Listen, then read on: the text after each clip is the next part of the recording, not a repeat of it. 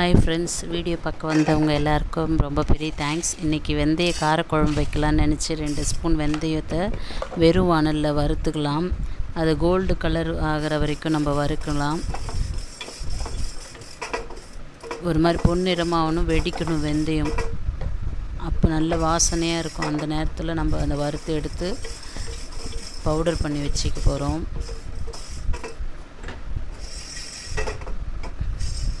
வெந்தயம் வறுக்கலாம். வறுத்துட்டு இன்னும் கொஞ்சம் நேரம் இப்போ தான் வெடிக்க ஆரம்பித்து கலரும் மாறிடுது.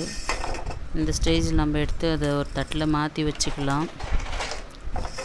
வறுத்துடுச்சு, நல்லா வெடிக்க ஆரம்பித்த பிறகு இப்போ ஒரு தட்டில் மாற்றிக்கலாம் ஃப்ரெண்ட்ஸ். இப்போ 2 பெரிய வெங்காயத்தை எடுத்து கட் பண்ணி வச்சுக்கலாம். குழம்புக்கு தேவையான அளவுக்கு. நான் ஒரு 2 பேருக்கு தான் சமைக்கிறேன், அதனால் 2 பெரிய வெங்காயம். நீங்கள் 4 பேருக்கு சமைக்க தந்தாலும் ஒரு 3 வெங்காயம் சேர்த்துக்கோங்க. நான் 2 பேருக்கு தான் அந்த குழம்பு வைக்கிறேன். 2 பெரிய வெங்காயம், ஒரு 4 தக்காளி பழம் கட் பண்ணி வச்சுக்கலாம். நல்லா பழுத்ததாக பார்த்து கட் பண்ணி வச்சுக்கோங்க. இந்த மாதிரி நல்லா பழுத்த பழமாக 4 சின்ன சின்னதாக கட் பண்ணிட்டு 2 பச்சை மிளகா எடுத்து கீறி வச்சுக்கலாம். இந்த பச்சை மிளகா போட்டோம்னா நல்ல ஒரு ஃப்ளேவரும் டேஸ்ட்டும் நல்லாயிருக்கும். இப்போ அடுப்பத்தை வச்சு வானல் சூடு பண்ணிக்கலாம். தேவையான அளவுக்கு நல்லெண்ணெய் 2 ஸ்பூன் சேர்த்துக்கலாம். சேர்த்து எண்ணெய் நல்லா காஞ்சிருச்சு. இப்போ கடுகு சேர்த்துக்கலாம். கடுகு, வெந்தயம், சீரகமும் சேர்த்துக்கலாம். கடுகு பொரிஞ்சதை கட் பண்ண 2 பெரிய வெங்காயத்தையும் 2 பச்சை மிளகாவையும் சேர்த்து நல்லா வதக்கிடலாம்.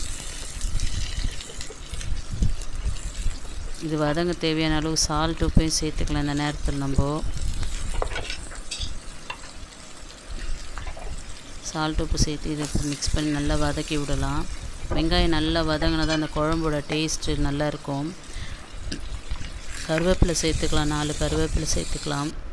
தக்காளி பழம் சேர்த்துக்கலாம். தக்காளி பழம் நல்லா வதங்கணும். நல்லா குழைய வதங்கணும். தக்காளி இருக்கிற இடம் தெரியாத மாதிரி நல்லா மிக்ஸ் பண்ணி கொடுத்து வதங்கிறதுக்கு ஒரு 10 நிமிஷம் டைம் கொடுக்கலாம். மிக்ஸ் பண்ணி ஆயிடுச்சு, நல்லா வதங்கிடுச்சு ஃப்ரெண்ட்ஸ். இந்த நேரத்தில் குழம்புக்கு தேவையான மிளகாய் பொடி 2 ஸ்பூன் சேர்த்துக்கிறேன். மஞ்சள் பொடி சேர்த்துக்கலாம். மிக்ஸ் பண்ணி இந்த எண்ணெயில் கொஞ்சம் கலர் மாறுற வரைக்கும் வதக்கிக்கலாம். வதங்கிடுச்சு, தண்ணி சேர்த்துக்கலாம் தேவையான அளவுக்கு. இந்த பச்சை வாசனை போகிற வரைக்கும் அந்த தண்ணியில் அந்த மிளகாய் பொடியெலாம் இப்போ புளி சேர்த்துக்கலாம். ஓரளவுக்கு ஒரு நெல்லிக்காய் சைஸ் புளி எடுத்து வச்சுருந்தேன்.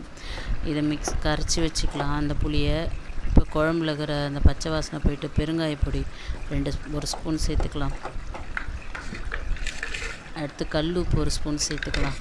சேர்த்து இதையும் மிக்ஸ் பண்ணிடலாம். இப்போ அந்த கரைச்சி வச்சோம்ல அந்த புளியை சேர்த்துக்கலாம். தேவையான அளவுக்கு உங்களுக்கு புளி சேர்த்துக்கோங்க. புளி சேர்த்து நல்லா கொதிக்க விடணும். இதை மிக்ஸ் பண்ணி கொடுத்துட்டு நல்லா இந்த புளி, இந்த பச்சை வாசனை பிறகு மிளகாப்பொடி எல்லாம் மிக்ஸ் பண்ணி கொதிக்க விடணும். நல்லா கொதிச்சிருச்சு. இந்த ஸ்டேஜில் வறுத்து வச்ச வெந்தயத்தை பவுட்ரு பண்ணிக்கலாம். நான் மிக்சியில் போட்டால் அது சரிப்படாதுன்ட்டு இந்த கல்லுலேயே இடிச்சிக்கிறேன். இடிக்கல் இருக்குல்ல, அதிலே போட்டு நல்லா இடித்து பவுட்ரு பண்ணிட்டேன். இப்போ இந்த பவுடர் குழம்பு கொதித்த பிறகு சேர்த்துக்கலாம். இறக்குற ஸ்டேஜில் இந்த வெந்தய பவுட்ரு சேர்த்துப்போம். சேர்த்து மிக்ஸ் பண்ணி கொடுத்துட்டு இப்போ தேவையான அளவுக்கு உங்களுக்கு வேணும்னா வெல்லம் சேர்த்துக்கிட்டிங்கன்னா இன்னும் சூப்பராக இருக்கும் குழம்பு. நான் வெல்லம் சேர்த்துக்கல, இப்படியே இருந்தாலே போதும்ன்ட்டு நான் வெல்லம் சேர்த்துக்கல. வெல்லம் சேர்த்துக்கினா இன்னும் டேஸ்ட்டாக இருக்கும். இப்போ குழம்பு நல்லா கொதி வந்துடுச்சு, வாசனையாகிடுச்சு. குழம்பு வெந்தய பவுட்ரு போட்டோம்ல, நல்லா மணக்குது. இப்போ கருவேப்பிலை 4 சேர்த்து இறக்கிடலாம் குழம்பு இப்படி தான் இருக்கும். பாய் ஃப்ரெண்ட்ஸ், வேறு ஒரு வீடியோவில் பார்க்குறேன். லைக் பண்ணுங்கள்.